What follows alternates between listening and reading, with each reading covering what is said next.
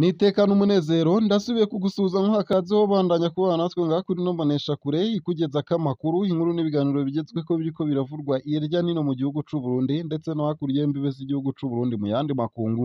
Turi ku munsi wa kabiri igenekerezo rya 13 z'ukwezi kwa gatandatu umwaka w'ibihumbi 2023. Utegerezwa kubandanya ubana natwe ngaha kuri ino mboneshakure. Kubana natwe ni ugufyonda sabone canke subscribe nawe utarafyondako kugira tubandanye turi kumwe ngaha nyene kuri ino mboneshakure mukunda muri benshi ya Isange TV.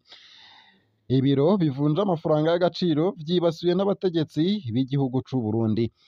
Umushikiranganji wa mbere w'Uburundi yagabishije kuri uwa mbere ko ashobora kurungika mw'ibohero rikuru abavunjayi batubahiriza urugero rwashinzwe na leta. Gervain Ndirakobuca abona ko mu gihe igisata co kuvunja amafaranga kidatunganijwe neza n'igihugu gishobora kuzimangana. Ingingo nyinshi zikomeye zafatiwe ibiro bivunja amafaranga y'agaciro agenzurwa n'abantu batagomba guseruka ku mugaragaro. Ndirakobuca yavugiye ivyo vyose mu nama yamuhuje n'abo bavunja amafaranga hamwe n'uwurongoye ibanki nkuru y'igihugu BRB. Murashobora kujanwa vyihuta ku Musaga mw'ibohero rikuru rya Bujumbura inyuma yo kuva aha kuri iki kirimba, uko akaba ariko yateye ubwoba. Ku bwa Gervain Ndirakobuca n'igihugu kirashobora kunyika mu gihe ico gisata kidatunganijwe neza. Ku bw'umushikiranganji wa mbere w'Uburundi, abantu baserukira ibiro bivunja amahera mvamakungu sibo beneyo nyabo. Turazi neza ko hatari mwebwe bene ayo mazu yo kuvunjamwo amafaranga. Hamwe murenze amategeko hakagira ikibashigikira, n'abo bantu mwita ko munyegeje ntibazobafasha, bazobibagira kandi ntaco bazofasha imiryango yanyu. Umwana niwe akora ku muriro hazikaza gusha, uko akaba ariko yongeye ko umushikiranganji wa mbere w'Uburundi.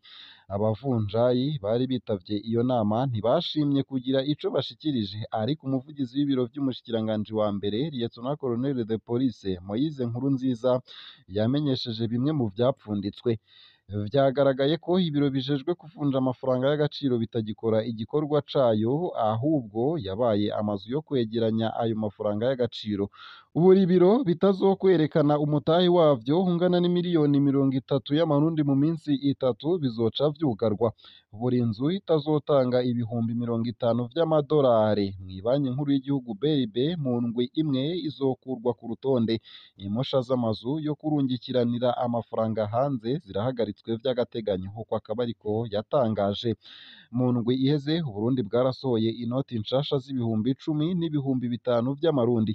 Abafise inoti za kera bafise isango ryo gushika ku wa 17 ruheshi 2023 kugira ngo babe bazikuyeko.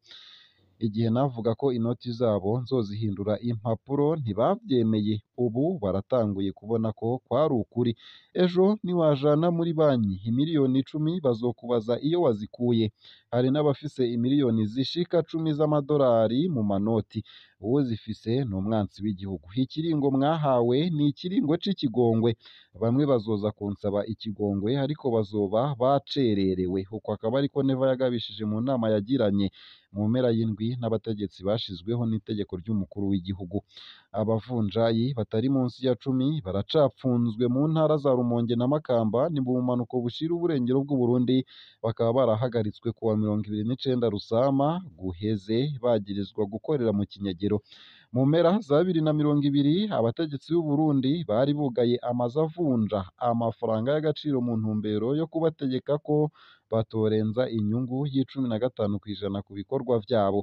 Yasubiriye kugururwa muri Gitugutu 2022.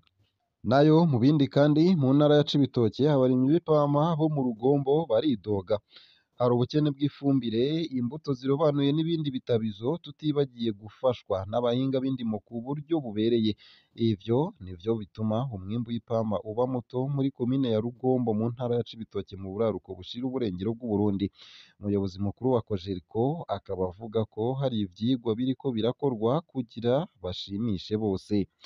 Abarimyi b'ipampa basaba Cogerco, ishirahamwe rya leta rijejwe irimwa no gutunganya ibijanye n'ipampa, gutorera umuti ingorane zihari ziba hanze, harimwo kuduza igiciro c'ipampa ku kiro kimwe gisanzwe kigurwa amafaranga y'amarundi 800. batwemereye gushira ikiro ku majana 9 mugabo nayo nyene ntakwiye, bikidogwa n'umurimyi w'ipampa amaze imyaka 10 aririma. Abo barimyi bakaba bavuga ko ico giterwa cari gikwiye kuzana amafaranga kugira ngo bikenure. Abantu twavuganye bakaba bamenyesha ko abana b'abarimyi b'ipampa baheba amashure ku bwinshi kubera ko abavyeyi babo bataronka amafaranga yo kubarihira ibikenewe. Amafaranga bayaronka haheze igihe kirekire kandi adakwiye, hama bigatuma bahungabana bagafata amadeni. Abarimyi benshi b'ipampa twavuganye bamenyesha ko bagomba guheba ico giterwa kuko ata kamaro kibafitiye. Ubona ko kizira kikaziririzwa kurima ikindi giterwa kumwe n'ipampa risanzwe rinamara igihe kinini, amezi 8 yose mu ndimiro. Umuyobozi mukuru w'ishirahamwe rijejwe ipampa Cogeriko akaba amenyesha ko ivyigwa biriko birakorwa kugira ngo bahimirize abarimyi b'ipampa na cane cane ko umwimbu ugenda uragabanuka buri mwaka, bigatumwa ahanini n'ihindagurika ry'ibihe. Nayo mu gusozera aya makuru nunyemerere ngeze ko iyi nkuru y'umubabaro ivuga ko mu ntara ya Ituri mu gihugu ca Repubulika Iharanira Rusange ya Kongo hari umuryango watikijwe n'abitwaje ibirwanisho ba Codeco Imahagi. Abantu 7 barishwe bunyamaswa n'abicanyi ba Codeco. Ni koperative iharanira iterambere rya Kongo mw'ijoro ryo ku wa 10 rishira uwa 11 Ruheshi mu kigwati ca Adrasi muri teritwari ya Mahagi. Ni mu ntara ya Ituri mu buseruko bwa Repubulika Iharanira Rusange ya Kongo.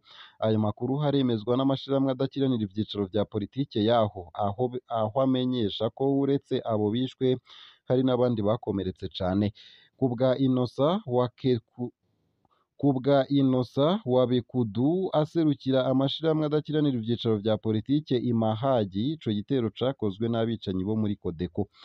Batanguye gutera ikirindiro c'abasoda ba leta bahava batera abanyagihugu bitekaniye, uko akaba ariko yavuze. Yavuze kandi ko abantu 7 bo mu muryango umwe bishwe, abandi 2 barakomereka, inzu 4 nazo zicika umunyota bikozwe n'abo bicanyi. Yavuze kandi ko abantu 7 bo mu muryango umwe bishwe, abandi 2 barakomereka, inzu 4 nazo zicika umunyota bikozwe n'abo bicanyi.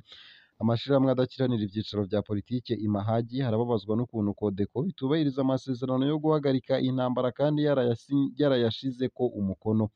Kubera ivyo bitero, amashirahamwe adakiranira ivyicaro vya politike akaba asaba ko hokwigwa ikibereye cokorwa kugira ngo abanyagihugu bakingirwe.